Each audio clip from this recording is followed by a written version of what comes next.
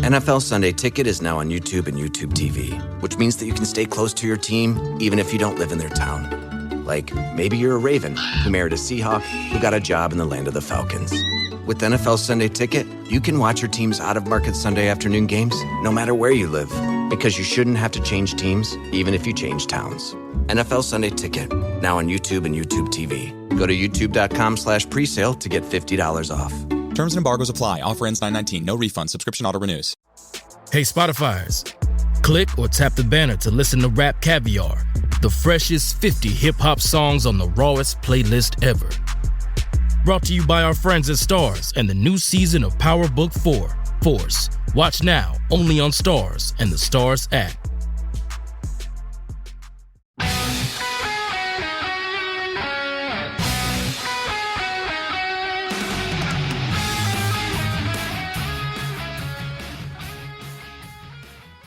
Hello, baseball fans, and welcome to this episode of A Visit to the Mound. I'm Lark Smith, and he is Stan Huff. Today, our guest is a member of the College Baseball Hall of Fame and one of less than 24 ball players who were part of teams that won both the College World Series and the Major League Baseball World Series. After collecting a College World Series ring with the Texas Longhorns, Keith Moreland was drafted by the Philadelphia Phillies in 1975, and over a 12-year Major League career, also played for the Cubs, Padres, Tigers, and Orioles. Keith, thanks so much for joining us today for A Visit to the Mound. Well, thanks for having me, guys. Lark, it's always good to talk to you. We've known each other quite a long time. Yes, we have. Of course, this isn't your first visit to the mound. You spent a lot of your career catching for both the college level and the big leagues level. Which pitcher did you catch that you felt like had the best stuff, either college or pro?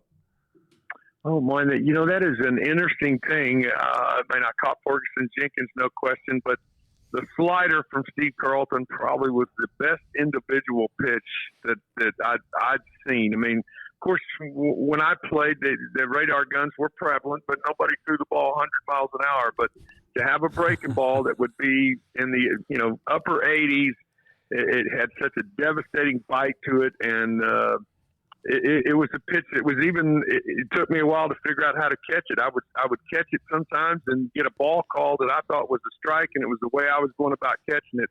That's how difficult a pitch it was. So I would think Steve Carlton's slider is probably number one, and then the other one that would jump off the page to me is that you could catch, and any baseball person has heard this term before, you could catch Ferguson Jenkins with a pair of tweezers. He had impeccable control. I mean, you call fastball away, it was going to be away. And he worked fast too, didn't he? Yes, he did. Get the ball and go. He said, you call the game and I'm not going to shake. And that's the other thing.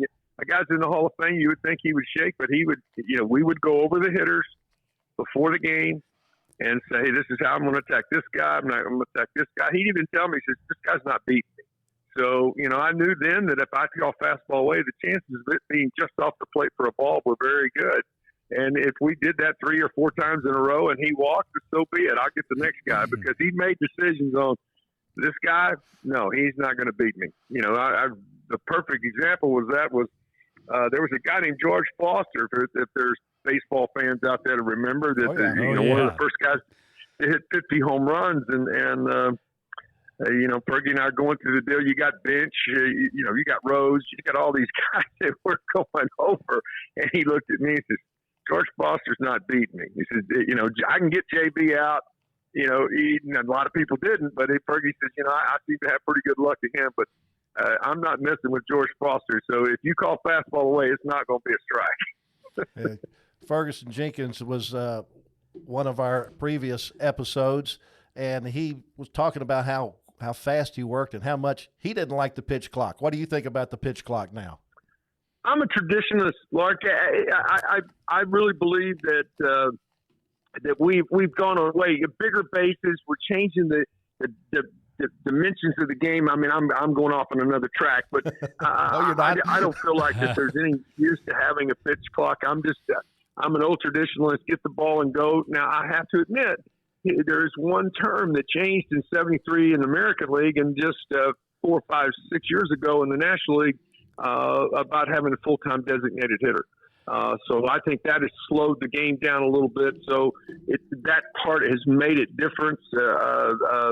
And that's the reason that you see pitchers delaying a little bit, because they don't have that guy in the lineup. Or a guy hitting eighth, if he gets on, you're going to have a one-pitch bunt by the pitcher, get him to second base, and it speeds the game up. It's just there's a lot of things that have slowed it down, but I'm against the pitch clock. I agree with you. And putting the DH in the National League is really upset.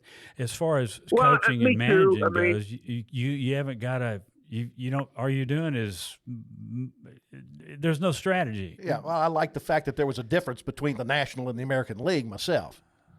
Oh, yeah, guys. Perfect example. Very important, and anybody that is a historian of the game can tell you how important for managers a bench coach was to make sure that he knew how many players he had left on his bench, who could pinch hit, who not to pinch hit, who do I have to stay back if I need an extra catcher, those kind of things. It took a lot of strategy out of the game. But there's no reason to have a bench coach now in the game. A manager can keep up with everything because he's not going to overuse his players.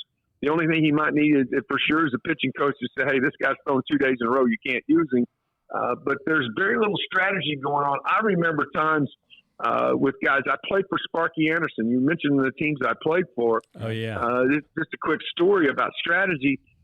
Sparky came to me at the beginning of when I came over. He pretty much said, hey, we've got a pretty set lineup here. Not sure where you're going to fit in and whatever. So I was coming off the bench and instead of playing every day, I played every day for 9 consecutive years. Before the end of the month of April, I was playing every day again. But he wasn't sure how to plug me in. And he came to me one time and he said, if this guy pitches in the 6th, 7th inning and he comes in, I'm going to pitch hit you here. You just be ready. And sure enough, we were in a tight game. It got to the 7th inning, and so he looked down and you ready to go. And I had my gloves on, and then I said, I cannot believe that this guy figured out 2.5 hours before the game where he was going to use me and how to prepare me to be ready for that particular advance. Those kind of things are gone because you just don't have. You don't have the strategy in the game. You put 9 guys out there, and pretty much they play that game, and then the next day you put 9 more out there. Yeah, that kind of forethought, though, to tell a player, okay, you're going to be coming in at this time, gives that player opportunity to really prepare instead of just dropping it in his lap right before it happens.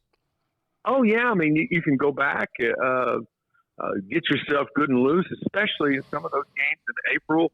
And into May up north, it's 40 degrees and you can't get any sweat going and get ready to go, but that gives you a chance to get underneath and do some swings, maybe run. And when you pop out and get ready to go hit, you've got at least an idea, because the toughest job, and without a doubt, in all of baseball to me, is pinch hitting. You got pitchers and catchers and everybody else has been out there warmed up, and you're coming in cold, hadn't seen a pitch, don't know where the umpire strike zone is, and here you go. I agree. Jump in there and let's play. I definitely agree with that. Keith, I want to take you back to your college days. Now, I'll admit that I became a college baseball fan by listening to Longhorn games on the radio during the days that Cliff Gustafson was the head coach. I learned a lot about baseball just listening to games coached by Coach Gus. I can't imagine how much you may have learned about the game playing for Cliff Gustafson. Lark, it is so true, and it's so interesting. We lost him this year. Very difficult to say goodbye. But where it started is when you came in and you started playing for him. He every single day. First of all, nobody was ever going to outwork your team. We didn't have the 20-hour rule during the week, and so we worked out from 12:30 to dark every day because we were at Old Clark Field, which had a brick wall, or not brick, rock wall. Billy Goat Hill. In the middle of the outfield, and we were really good as a team at going and getting that ball when it got up there. That's another story. But nobody could outwork us. We didn't have lights, so we worked till dark every day. So nobody was going to outwork you. And then during practice and during inter-squads, if something went on, he would stop, and he would have everybody's attention. He says, this is how you have to approach this. He gave so many different people opportunities. There's so many coaches, not only guys that got to go to play. I was one of the fortunate ones that got to go play in the big leagues, but the Lord blessed me with that. But some of the others are out coaching. Some of them, like a David Denny, and guys like that have won more games than anybody in high school baseball history because they've gone out and they've used those same concepts and ideas about the game of baseball that Cliff brought to you. I mean, he was very big on you do little things turn into W's. And, boy, I tell you what, it was very true. Well, you've not only been involved in college baseball and Major League Baseball, but the last several years you've been involved in the broadcast of the Little League Southwest Regional Tournament as part of the Longhorn Network. Just how much fun is that? It's the best thing, Lark. It's interesting you asked that question. My wife asked me the other day, she says, Keith, you've done a lot of things. You broadcast in the big leagues. You played in the big leagues. I've done 7 national championship games in 2 sports. But still, the most fun that I have each and every year is coming to Waco, coming out to Marvin Norcross Stadium, and spending time and watching kids play with such emotion and what they do. And it is amazing how talented they are. Guys that may never play one day in college, may not play one day in professional ball, but their passion to go play, it is so much fun to do. And 2 years ago, we had one of the most compassionate things I've ever seen. We had a young man from Oklahoma with another young man was pitching and could throw really hard, hit him, and it looked like it hit him right in the face, but it actually caught the bill of the helmet. Mm-hmm. He went to first base, and he saw that the pitcher was just distraught. He thought he had really hurt this other player. He didn't want – that wasn't his intention or whatever. And the young man from first base took a slow walk to the mound, just put his arm around him and said, man, I know you didn't do it on purpose. It was one of the most sportsmanship. It's a piece that I will never forget until I go to my grave. That was memorable. Absolutely. Unbelievable. I got to imagine your connection with Little League. You probably go ahead and watch the World Series and all that. Did you enjoy this year's World Series? I enjoy each and every year. Yes, I watch as much as you can. I mean, obviously it goes on with the international play and the American play. I was rooting for Needville very hard this year. Yep. I loved a lot of those young guys. And what a miracle story. How about a walk-off to win the whole thing? That is just incredible. I actually came out of my chair. Yeah, it's so much fun. I actually came out of my chair. I did too. It was just and Lark knows this because I've seen him over there many times. Both of my parents, it's unbelievable, are in their late 80s. They can still get around pretty good. They did not come this year because there was so much heat. But usually my mom and dad come down because they enjoy it and still watch it. And my phone was ringing the instant the ball left the ballpark, and it was my dad. He was just going crazy at home.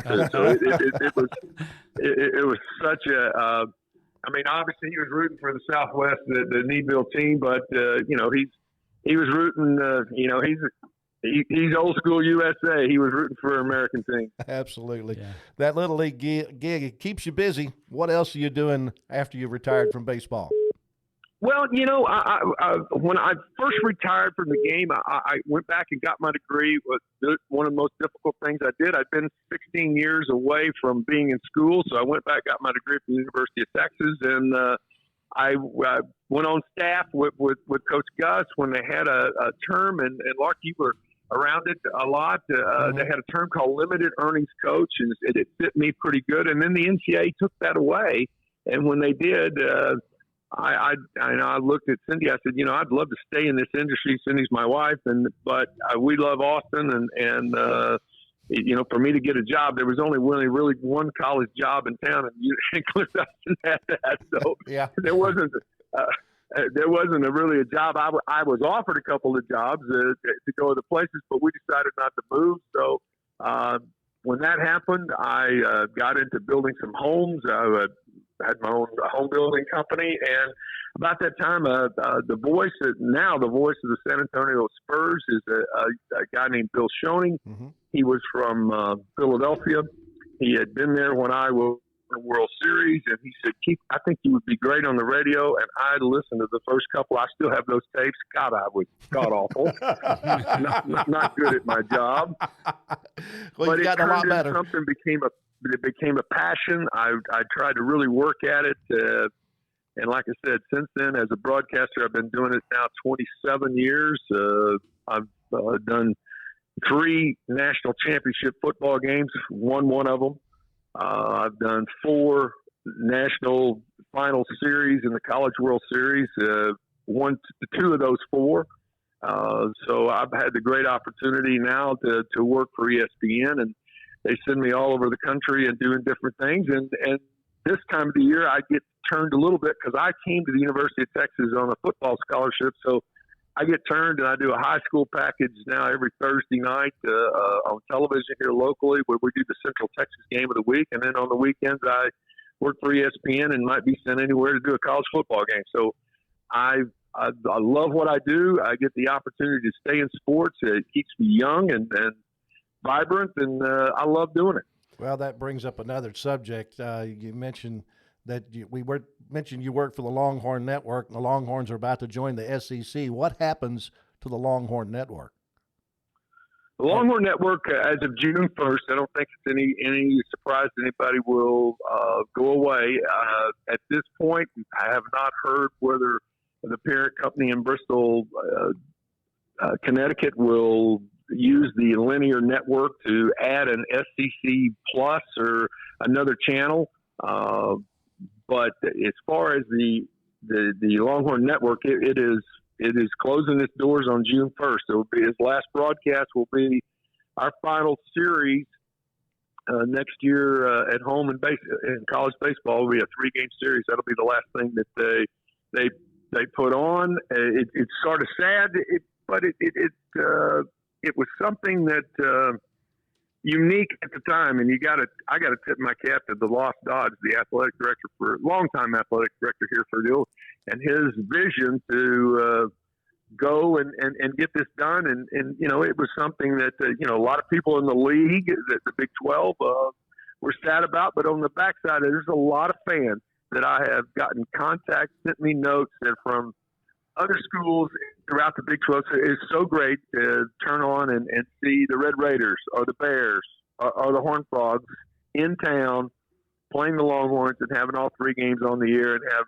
guys do it professionally. Because I will tell you that I don't think that you can listen to Greg and our broadcast and say that we're homers. So that's not our job. We were trying to put it out there as best we can each and every time. Absolutely. Keith, let's back up a minute. All right, so when you're playing in, I guess, the minor leagues, did you play winter ball in twice? The Caribbean? The first year I went to Puerto Rico, to Bayamon, Puerto Rico. The very first year, just because they said, hey, we didn't get you signed quick enough, because I was almost coming back to school to play football and baseball. Then finally, a guy that is my baseball father, was Dallas Green. God bless his soul. We've lost him, but he was the farm director, and I was trying to deal with the scout, and I said, well, I'll just go back and do it. So I called Coach Roll and Coach Gus, and they both said, oh yeah, absolutely, you can come back. And so I made the decision to come back to school, and all of a sudden they got the money up to a number that I told them what I wanted, and Dallas Green came to my house, and I signed a contract. And so I didn't play very long, because my wife and I were going to get married on August 30th, tomorrow, as a matter of fact. Yeah. It will be a few years, 48, as a matter of fact. You know what to say? You know what to put that number out there, do you? Cindy's not in the room, is she? No, she's not here, but she wouldn't mind. But I remembered what number it was. Anyway, so I that winter, or that time, I went to instructional league, because I really was a third baseman all through college, and they kept looking at me and said, we think that your position, we know you can hit, and we think we can get you to the big leagues. We want to get you behind the plate. So I went to instructional league and then to winter ball, and pitchers got used to seeing my numbers. I went back to the screen to get the ball. So it was a struggle for me to learn. I had never caught much in my life, ever.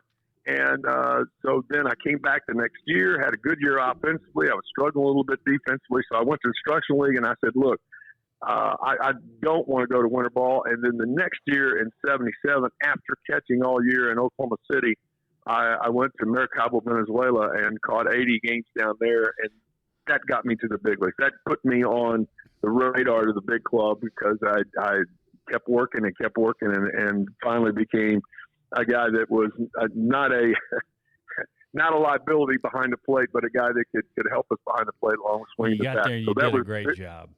You did a great job, definitely. That was the point, the transition time for me. I mean, you know, you look up and you feel like you're a pretty good offensive player, and there's a guy in the big leagues that's only 4.5 years older than you. He's already got 170 home runs named Mike Schmidt. I'm not going to play third base in Philadelphia.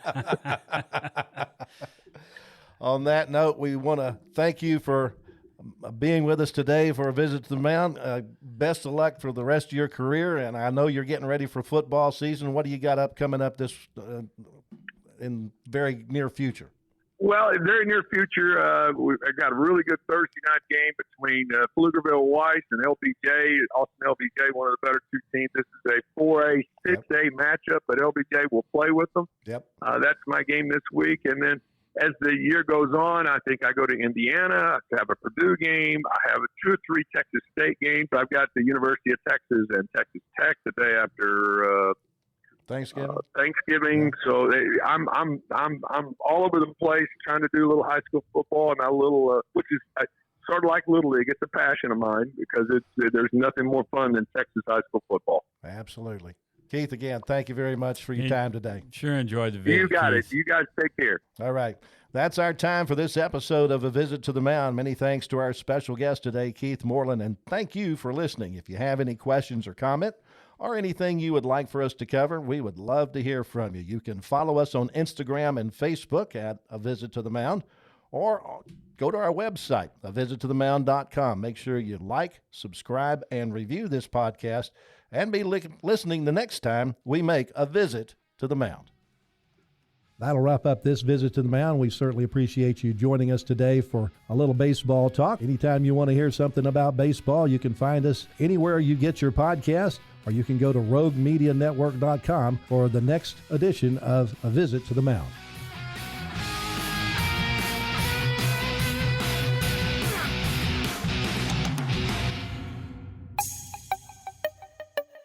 This has been a Rogue Media podcast.